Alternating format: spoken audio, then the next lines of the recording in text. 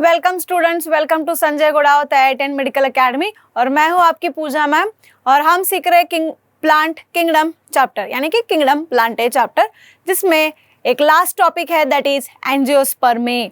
तो division angiospermae, angiospermae के बारे में पहले वाले एनसीईआरटी में ज़्यादा डिटेल में बातें दी गई थी, जिसको न्यू एनसीईआरटी में डिलीट किया जा चुका है। बट एक कुछ 4 लाइनें दी गई है इस एंजियोस्पर्म की, उनको आज हम देखेंगे। अब इस एंजियोस्पर्म के बारे में जो भी इंफॉर्मेशन दिया था वो डिलीट क्यों किया है? क्योंकि 12th का एक चैप्टर आएगा sexual reproduction in flowering plants, उस चैप्टर में इसके बारे में इंफॉर्मेशन है। तो जो 4 लाइनें और जो भी थोड़ा बहुत इंफॉर्मेशन बचा है दिया गया है वो देखते हैं। ओके, तो हम एनसीईआरटी में ही देखेंगे कि कौन कौन सा इंफॉर्मेशन एंजियोस्पर्म के बारे में यहाँ पर दिया गया है।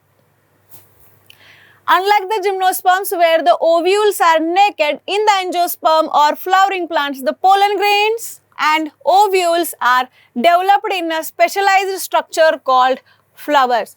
तो एंजियोस्पर्म्स को ही क्या बोलते हैं? Flowering plants. एंजियोस्पर्म्स को क्या बोलेंगे बच्चों? Flowering plants. फ्लावरिंग प्लांट्स मतलब ही एंजियोस्पर्म्स। अब इनमें इनका कैरेक्टरिस्टिक फीचर क्या है?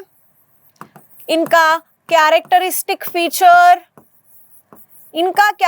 फीचर है फ्लावर, यानी कि ऐसा एक stock of the flower pedicel होगा,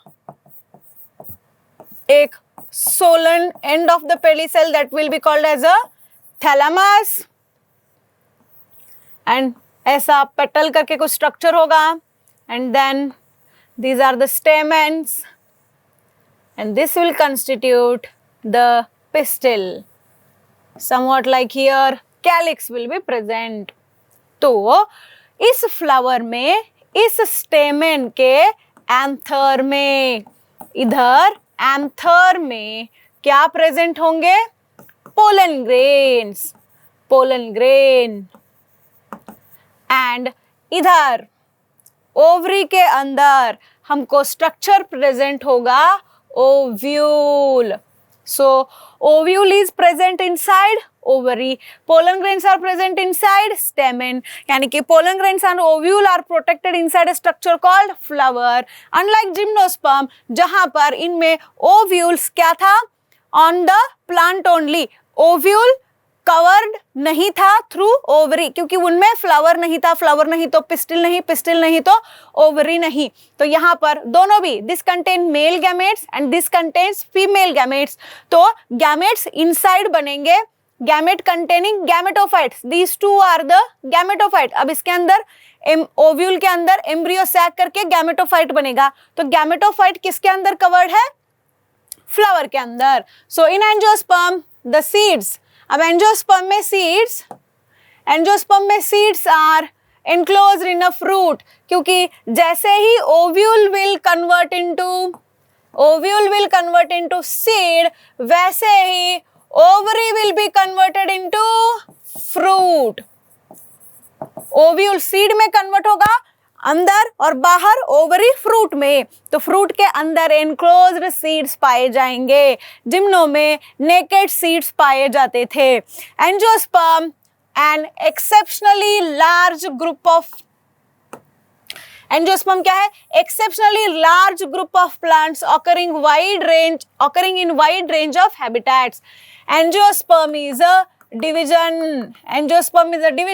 It is the evolved division, most evolved and larger division of kingdom Plantae.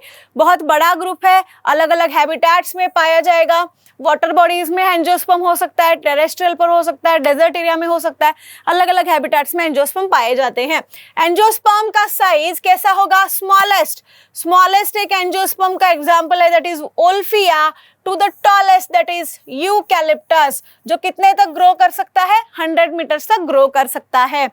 They provide us with food, fodder, khana, fodder, fuel, medicines and several other commercially important products. Commercially important products मतलब ऐसे products जिनको cell करके पैसा वगैरह मिल सकता है, useful products होते हैं, उनको बोला जाएगा commercial products. They are divided into 2 classes. The classes are dicotyledons and monocotyledons. Angiosperm में डिवीजन है, तो डिवीजन के अंदर क्या आता है? क्लासेस। एंजियोस्पर्म के 2 क्लासेस है, डाइकोटिलेडोने एंड मोनोकोटिलेडोने। तो यहाँ पर तुमको डाइकोट का एक एग्जाम्पल, एक डायग्राम दिया है, मोनोकोट का एक डायग्राम दिया है। These are grasses. Grasses are the examples of monocots, grass family, Poaceae. This is a dicot. तो एंजियोस्पर्म के बारे में तुमको इतना इंफॉर्मेशन दिया है। The detailed study of the reproduction of angiosperm will be dealt in the chapter sexual reproduction in flowering plants. Okay? तो यहाँ पर हम रुक जाते हैं और डिटेल्ड इंफॉर्मेशन 12th में देखेंगे। Thank you.